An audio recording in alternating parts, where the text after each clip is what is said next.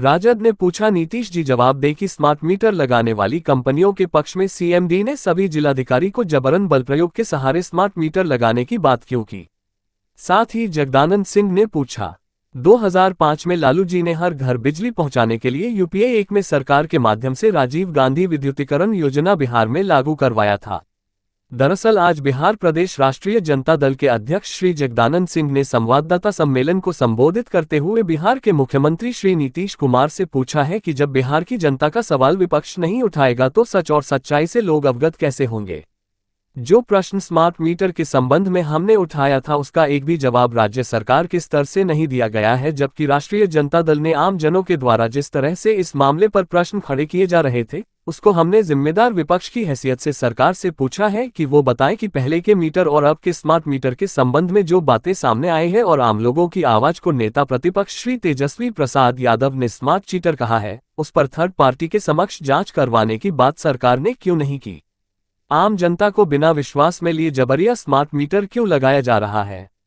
इसके लिए Bihar state power holding company limited के लेटर पैड पर श्री पंकज कुमार पाल, अध्यक्ष सह प्रबंध निदेशक ने सभी जिलाधिकारियों को बल प्रयोग के साथ मीटर लगाने की बात अपने पत्रांक संख्या 19 सीएमडी दिनांक 15 सितंबर 2024 को क्यों लिखा।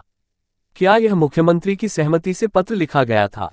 साथ ही मुख्यमंत्री को यह बताना चाहिए कि क्या उनकी सहमति से ही बल प्रयोग की बात पत्र में लिखी गई है।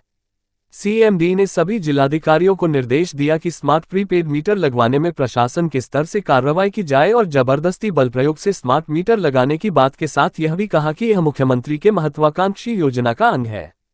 श्री जगदानंद सिंह ने राज्य सरकार से पूछा है कि 5 रुपये प्रति यूनिट के हिसाब से बिजली खरीदकर 5.85 रुपये से 8 रुपये प्रति यूनिट के हिसाब से क्या बिक्री नहीं की जा रही है।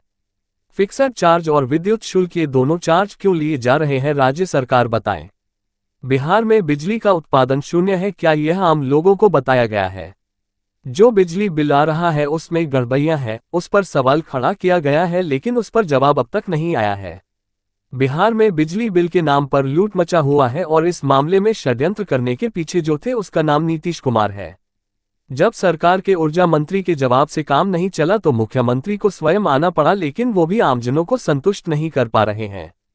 ये सवाल न आपका है न हमारा है, ये जनता का सवाल है, लेकिन उस पर सरकार मौन है। इन्होंने आगे कहा कि खेती के लिए किसानों को केवल 8 घंटे ही बिजली क्यों दी जा रही है। भयंकर सुखाड़ के वक्त भी सरकार के स्तर से किसानों को खेती के लिए बिजली नहीं दी गई और किसानों के 16 घंटे कटौती के बिजली को अन्य राज्यों को सस्ते दर पर बिजली बेची जा रही है। सच तो यह है कि 2023 से 2024 वर्ष में 2200 करोड़ की बिजली 4 रुपये में 5280 मिलियन यूनिट अन्य राज्यों को बेच दी गई। बिहार की खेती को बर्बाद करने के लिए डबल इंजन की सरकार दोषी है।